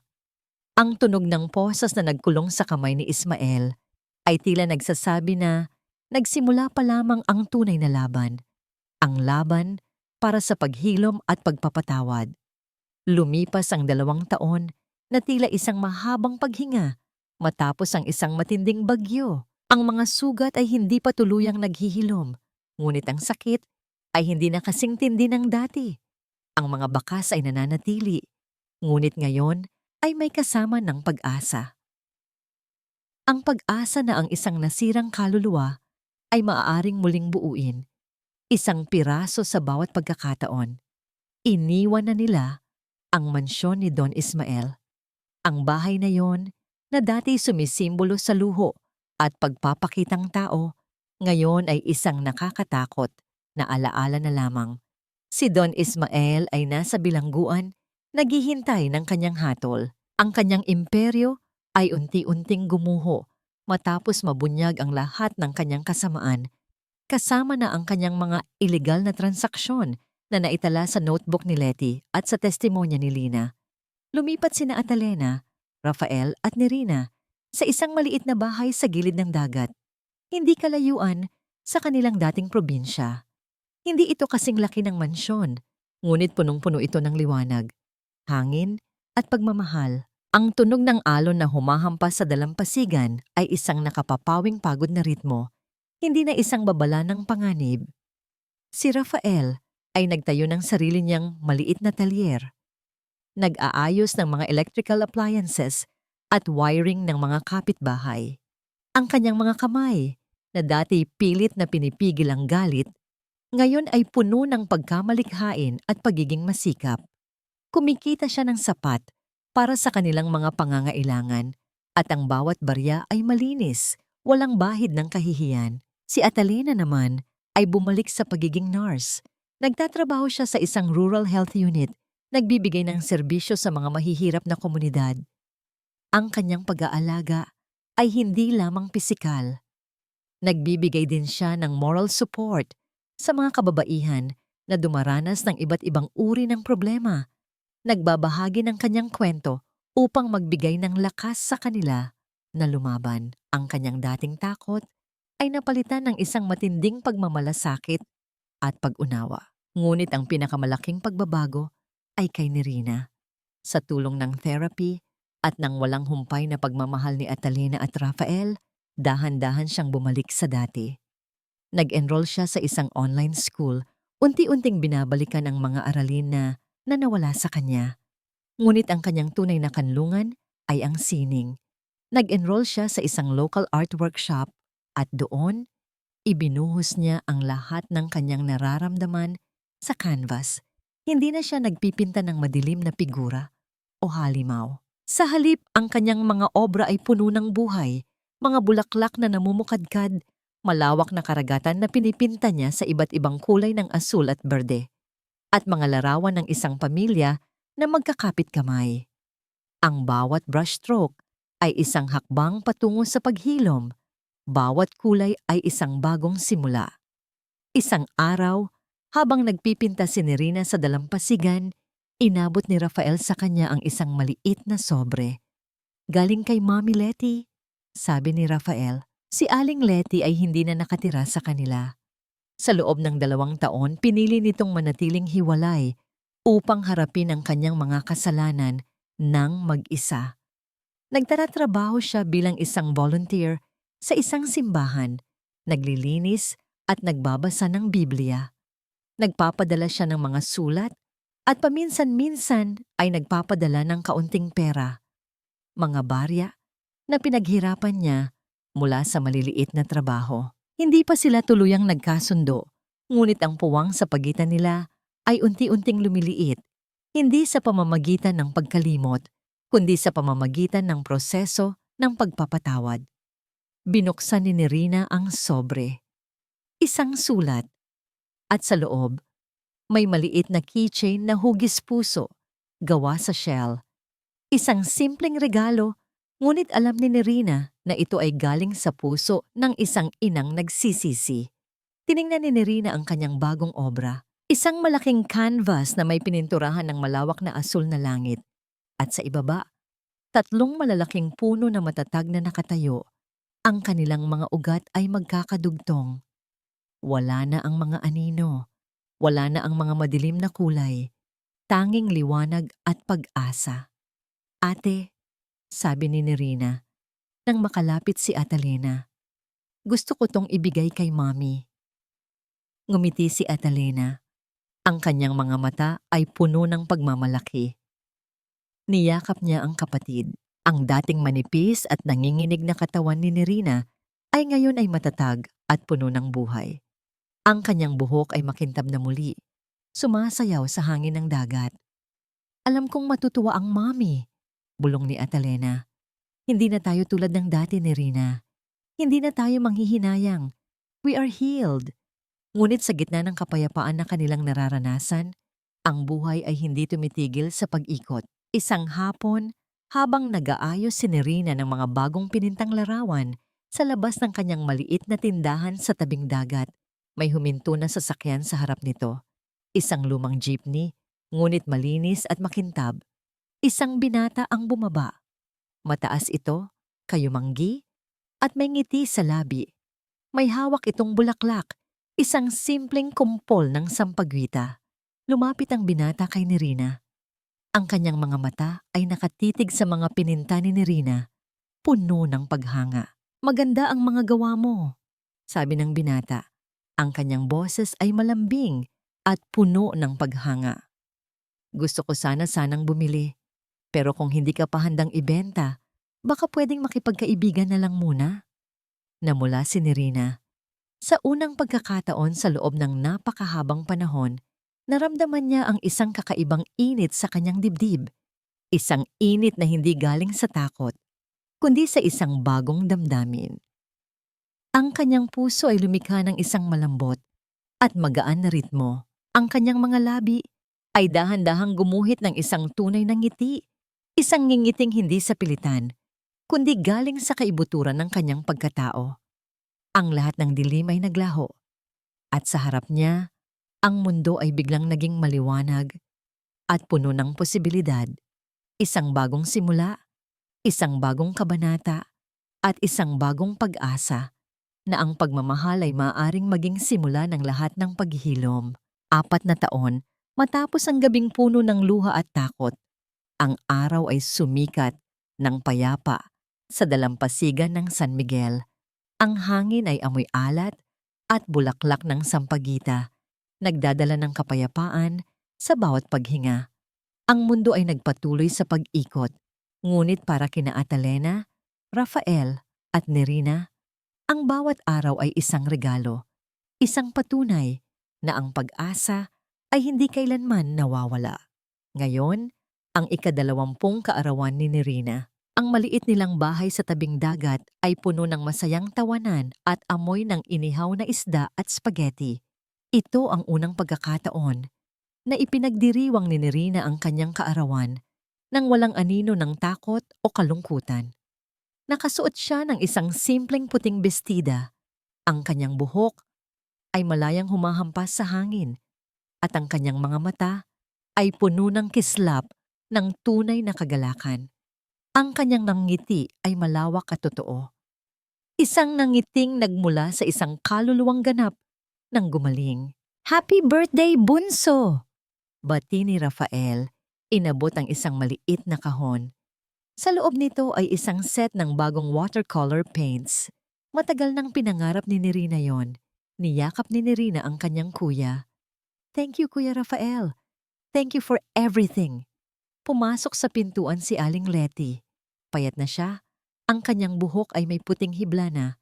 Nakasuot siya ng isang simpleng damit. Ang kanyang mga mata ay naghahanap kay Nerina, puno ng pag-aalinlangan. Hindi pa rin ito madali para sa kanya, ngunit ginagawa niya ang kanyang makakaya. Nilapitan ni Nerina ang kanyang ina. Sa halip na lumikha ng anumang tensyon, niyakap niya ang matanda ng mahigpit. Inabot niya ang isang frame na larawan, ang pininta niyang 3 puno na matatag na nakatayo sa ilalim ng asul na langit. Mommy, this is for you, sabi ni Nerina. Sabi ko po dati sa inyo patawarin ko kayo. And I did. Matagal na po. Niyakap ni Letty ang kanyang anak ng mahigpit. Ang kanyang mga luha ay dumaloy, ngunit ito ay luha ng pasasalamat at ginhawa. Salamat anak. Maraming salamat. Ang katahimikan sa pagitan nila ay hindi na puno ng hinanakit, kundi ng pag-unawa. Ang pagpapatawad ay hindi nangangahulugang paglimot, kundi ang pagtanggap sa nakaraan upang makakilos patungo sa kinabukasan. Natutunan ni Letty na ang tunay na kayamanan ay hindi ang mansyon, kundi ang pamilya na pinili niyang ipaglaban. Kahit gaano pa kahirap, nabalitaan na lamang nila mula sa mga dating kakilala na si Don Ismael ay namatay sa loob ng bilangguan dahil sa sakit. Ang balita ay dumaan lamang, hindi nag-iwan ng matinding epekto. Ang kanyang pagkawala ay hindi nagdala ng kaligayahan, kundi isang pagtapos. Ang karma ay kumilos sa sarili nitong paraan. Sa mga sumunod na buwan, ang maliit na tindahan ni Nerina ng mga pinintang sining ay lalo pang lumago. Ang binata na nagpakilala sa kanya noon, si Carlo, ay naging kanyang matalik na kaibigan at dahan-dahan, ang isang bagong uri ng pag-ibig ay nagsimulang mamukadkad sa kanilang dalawa. Isang pag-ibig na malinis, matapat, at puno ng respeto. Habang pinapanood ni Atalena ang masayang Nerina at ang kanyang ina na ngayon ay muling nagkakaintindihan, niyakap siya ni Rafael mula sa likod. Inihilig niya ang kanyang ulo sa balikat nito. Ang kanyang puso ay puno ng pasasalamat. Mahal ko, bulong ni Rafael. Alam mo, Rafael, sabi ni Atalena, ang kanyang mga mata ay nakatingin sa malawak na dagat. Ang kulay asul ng karagatan ay sumisimbolo sa kalayaan at pag-asa. Ang bahay na ito ay hindi kasing laki ng mansyon, pero ito ang tunay nating tahanan. Bakit? Tanong ni Rafael. Ngumiti si Atalena. Kasi ang tunay na tahanan ay hindi lugar na may maivang hay tungkaw.